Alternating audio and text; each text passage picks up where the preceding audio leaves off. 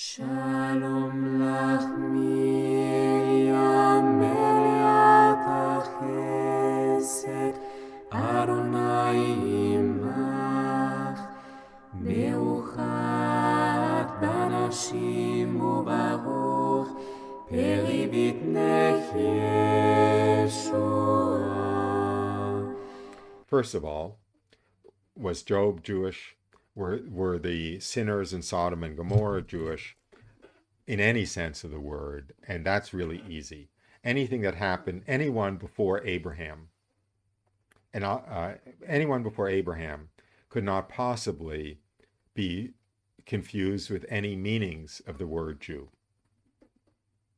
Okay, what are the meanings of the word Jew? Well, etymologically, in other words, by the origin of the word itself, Jew originally meant a member of the tribe of Judah. There were 12 tribes of Israel, right? Anybody can answer give the names of all 12 tribes? I can't. There were the two southern tribes, which were Judah and Benjamin. Oh, the names of the tribes, by the way, are the sons of Jacob. Maybe I should start at the beginning. Abraham. Abraham wasn't a Jew. We can get to that later. But I would call him a Jew. If you're going to be technical, you can't call him a Jew. But colloquially, I think that most Jews would consider Abraham the first Jew. He was chosen by God to be the father of the Jewish people. Whatever the Jewish people are, we haven't gotten there yet. So Abraham, you can say, was the first Jew. He had a son, Isaac. He had two sons, Isaac and Ishmael. Ishmael didn't turn out so well. Isaac was the son of promise. Isaac had a son, Jacob. And Jacob had, I'll simplify things, he had 12 sons. And each of those sons became the father of a tribe. And the children, basically, the offspring of Abraham through Isaac and Jacob. Okay, so you've got Abraham down to Isaac, Isaac down to Jacob, and Jacob down to his 12 sons. The descendants of Abraham through Jacob were the Jewish people, in the casual sense of the word Jewish people.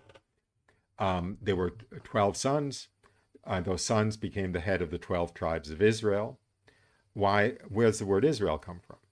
Well, Jacob's name was changed to Israel when he wrestled with the angel.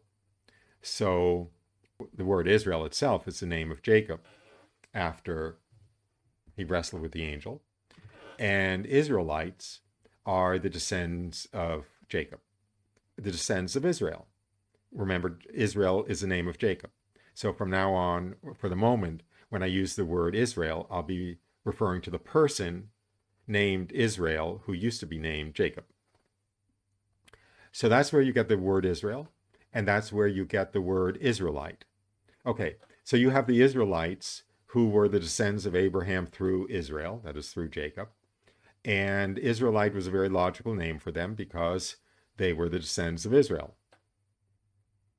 They became slaves in Egypt, and then Moses, you know the story, Moses and the Pharaoh, and the Israelites fled Egypt, and they wandered in the desert, and when they were in the desert, they were given the law of Moses, right? Moses went up on Mount Sinai, God gave him the Torah, Moses came down, and he came down with the Torah, which was the first 5 books of the Old Testament that God dictated to Moses on top of Mount Sinai.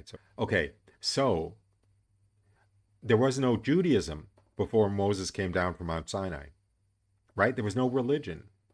Think about that. The religion was given to Moses on Mount Sinai. All of the laws of Judaism, starting with the 10 Commandments, the story of the creation of the world, all of Judaism began with Moses. For now, I'm going to get even more and more complicated. But for now, you could say from Abraham to Jacob, it was just Abraham, Isaac, and Jacob. Then from Jacob to Moses, they were Israelites. And then after they received the Torah on Mount Sinai, then the Jewish religion began. maybe you shouldn't call it Jewish religion. Maybe you should call it Mosaic religion. The church used to call it the Mosaic religion, the religion given to Moses. But then the Mosaic religion began, and then we had all of the laws that we call the Jewish laws. So you could say that from that point on, the Israelites in the desert were now the Jews in the desert. So then they come to the promised land, Israel. Israel, right? Because it was the Israelites. And the 12 tribes settle. God gives each of the 12 tribes a different geographic region in the Holy Land. The Holy Land including, by the way, Jordan and Lebanon. Not all of Jordan and not all of Lebanon, but some of it. Okay, so there were 12 tribes there. Fine. You had King David. He was the king of all 12 tribes. Then you had Solomon. He was the king of all 12 tribes. And then when Solomon died, there was competition for the throne of the 12 tribes of Israel. And they went after different kings. And so there was a king of the 10 northern tribes, and there was a king of the 2 southern tribes. And those 2 southern tribes were Judah and Benjamin. The 10 northern tribes were, Naphtali, Asher, Gad, and so forth. All those other names that you don't really remember. Manasseh, and so forth. Fine. So we had the northern kingdom and the southern kingdom.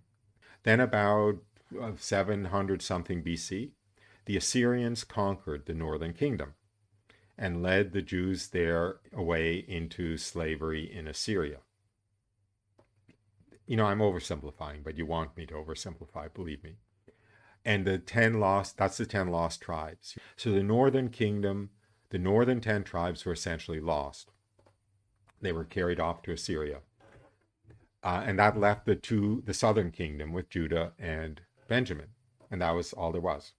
Now, Judah was a large tribe, and Benjamin was a tiny, tiny, tiny, tiny tribe. And there's a story in the Old Testament about why Benjamin was such a tiny tribe. But in any case, Benjamin was a tiny tribe compared to Judah. And therefore, the entire southern kingdom was essentially referred to as Judah. Judah, let's say, was 98% of the population of the southern kingdom, and Benjamin was 2% of the population, so it just got all lumped into being called Judah. Hence, Jews, because the word Jew basically means a member of the tribe of Judah. Originally, that's the etymology. So, but in a way, it referred to all of the participants in the Mosaic religion, because there was no northern kingdom anymore. So all of the participants in the religion of Moses were essentially Judeans or Jews. So that's why all the participants of the Mosaic religion today are referred to as Jews from whatever tribe they come from, because some of those lost 10 tribes weren't completely lost. But the word Jew today basically refers to any follower of the Mosaic religion. And, it has been 3,000 plus years. And so there's, of course, been a lot of intermarriage and even some conversion and so forth. But everyone's called a Jew. And most Jews probably do share the bloodline coming from Israel, coming from Jacob.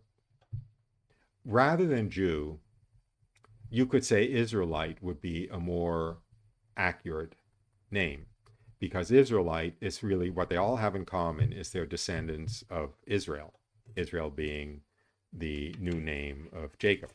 And in fact, until relatively recently, like until 100 years ago, Jews in the Catholic Church were called Israelites in the church. Israelite basically was a used term instead of Jew. Israelites. He's an Israelite. So Israelite was actually a commonly used word. Israelite stopped being a commonly used word when the state of Israel was founded. That nobody is going to keep straight. That Israelite doesn't refer to the country of Israel. It just refers to a descendant of Jacob. Now, Hebrew, some people who don't like the word Jew used to refer to every follower of the Mosaic religion certainly don't like the word Jew used to refer to Abraham, because Abraham didn't have the Mosaic religion, and so forth. And Israelite isn't a term that's used anymore.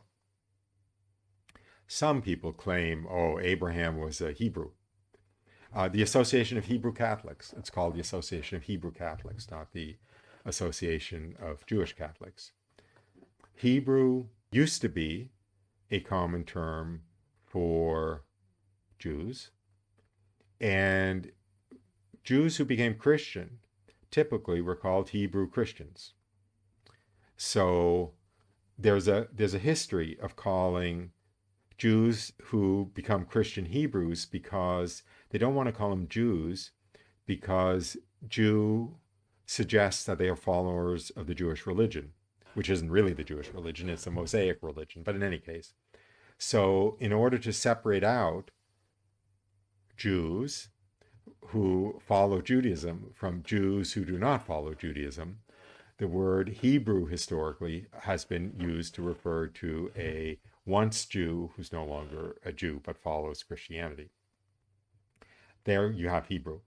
Now, the etymology of Hebrew, I've explained where the word Israel comes from. The etymology of the name Israel, by the way, has to do with Jacob wrestling with God. Its root is wrestled with God. Or Hebrew, the etymology means the origin of a word. The etymology is not entirely clear, but the most common belief is it comes from a Middle Eastern ancient language, and it basically meant immigrant. What it comes from the root for to cross, like to cross a river. And Abraham was referred to a Hebrew, this is according to this belief in the etymology, because he crossed the Euphrates River, because he was originally a Chaldean. And when God called him to the Holy Land, he had to cross the Euphrates River. Shalom lach Miriam meliat chesed, Adonai imach, meuchat banashim ubaruch, peri bitnech